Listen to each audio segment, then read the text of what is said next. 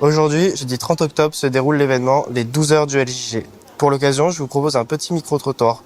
Vous êtes avec Maë sur la LJG Radio. Bonjour, je m'appelle Noah Lalou-Dubuis, je suis élève de 104 au lycée Jules Garnier. Et comme spé, je fais SVT, HGSP et EPPCS. Comment s'est montée l'équipe d'organisation ?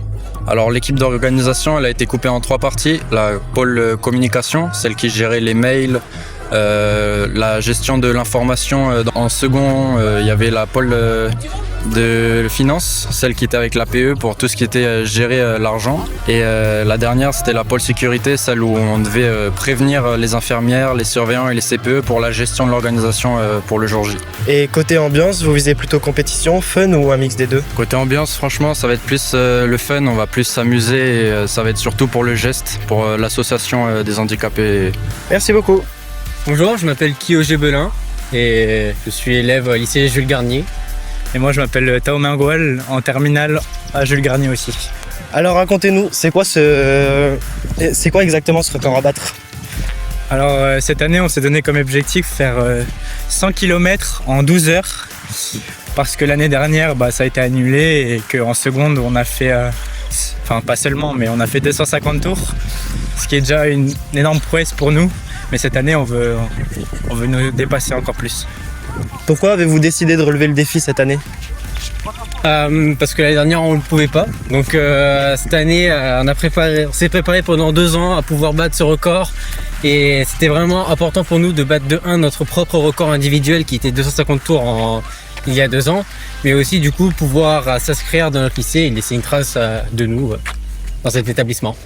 Comment vous vous préparez pour ça au niveau des entraînements, du mental, de l'organisation ou du sommeil ? Alors déjà, il faut savoir que moi et mon pote Kyo, on a un peu d'athlétisme dans notre passé. Moi 5 ans, Kyo 5 ans pareil. Donc on est déjà un peu préparé mentalement et un peu physiquement. Mais sinon moi par exemple, j'allais courir 2-3 fois par semaine avec ce qui me passait par la main, mes potes, moi-même. Ça dépendait des disponibilités des gens. Qu'est-ce qui vous motive le plus, le record lui-même, le dépassement de soi ou la réputation au lycée ? C'est un mélange un peu des trois parce que je pense que les trois c'est un peu important. J'ai un peu mon ego, donc du coup j'aime bien laisser mon nom quelque part, et puis j'aime bien aussi avoir cette satisfaction de battre ses propres records personnels, peut-être même battre des records qui étaient inimaginables. Et toi Tao ? Moi c'est la même chose littéralement, mais laisser une trace dans ce lycée, moi ça me plairait beaucoup parce que j'ai toujours voulu être le meilleur dans ce que j'essaye de faire. Donc là, laisser une trace, espérons-le à vie, ça serait incroyable. Parfait, merci beaucoup. Alors bonjour, je m'appelle Raphaël Poulet-Urbaine, je suis en 103 et mes spécialités c'est EPPCS, SVT et Histoire géopolitique. Comment s'est montée l'équipe d'organisation ? Notre professeur de sport, il nous avait lancé un projet, un défi de lancer les 12 heures du LJG, et au fil de l'année on l'a monté tous ensemble. On s'est divisé les tâches et voilà ce que ça a donné. Et côté ambiance, vous visez plutôt compétition, fun ou un mix des deux ? Un mix des deux. Là il y a des jeunes, ils sont en train de essayer de battre leur record personnel d'il y a 2 ans. Et les autres, ils sont là pour se divertir et aider l'association des handicapés. Bonjour monsieur, pouvez-vous vous présenter s'il vous plaît ? Alors, Laurent Cali, professeur de PS.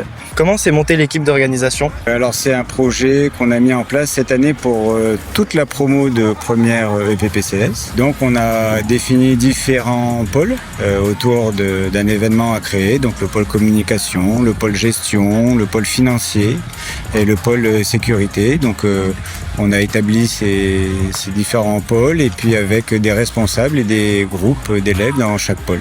C'est quoi le plus gros défi pour préparer un événement comme ça au lycée ? Ce sont les préparatifs. La réalisation du projet, c'est la cerise sur le gâteau. Le plus dur, c'est de tout préparer en amont, de prendre contact avec toutes les personnes qui sont responsables, que ce soit le chef d'établissement, l'infirmerie, les CPE, la vie scolaire, de trouver des gens qui peuvent vous aider, donc l'APE, de trouver une association pour laquelle on va récolter des fonds. Et puis après, il faut tout mettre en place, tout organiser, faire un échéancier, faire un listing des tâches à accomplir, et ça demande beaucoup de travail. Est-ce que vous pouvez nous donner un aperçu du programme de la journée, comme les activités, des stands, des défis ou même l'ambiance qu'il y a en ce moment? L'ambiance, elle est assez sereine et assez conviviale. Ça a été très touchant de voir tous les enfants arriver ce matin, des polyhandicapés, où on voit que ça leur fait du bien de sortir un peu. Et puis l'organisation se passe très bien. On a moins de monde que ce qu'on espérait parce qu'il fait très chaud aujourd'hui. Mais en tout cas, c'est une réussite de mon point de vue parce que le principal, c'est que l'ACH, l'association canadienne des handicapés, elle va avoir un peu de visibilité. Il y a les médias qui sont venus, donc on va parler de cette association. Peu importe la somme qu'ils recevront, ils recevront quelque chose. Et puis moi, en tant que prof de PS et responsable de l'aspect, je suis content de voir que toute la promo tient son rôle et que c'est un événement qui est réussi de mon point de vue. Et y a-t-il une nouveauté cette année par rapport à l'édition 2023? Un petit peu dans le sens où il y a eu des activités mises en place pour sensibiliser sur la cécité, quand on est aveugle, des choses comme ça. Sinon, non, on reconduit généralement ce qui a été fait. C'est Monsieur Royard qui est à l'origine de ce projet-là et qui le gère tous les ans. Donc nous, on vient là en un point avec l'aspect PPCS, vraiment pour aider et pour permettre aux jeunes de la spécialité de découvrir ce que c'est que l'organisation d'un événement, pour que dans 2-3 ans, quand ils travailleront dans ce domaine-là, ils aient déjà quelques billes. Parfait, merci beaucoup. L'émission est terminée. Vous étiez avec Maë sur la LJJ Radio.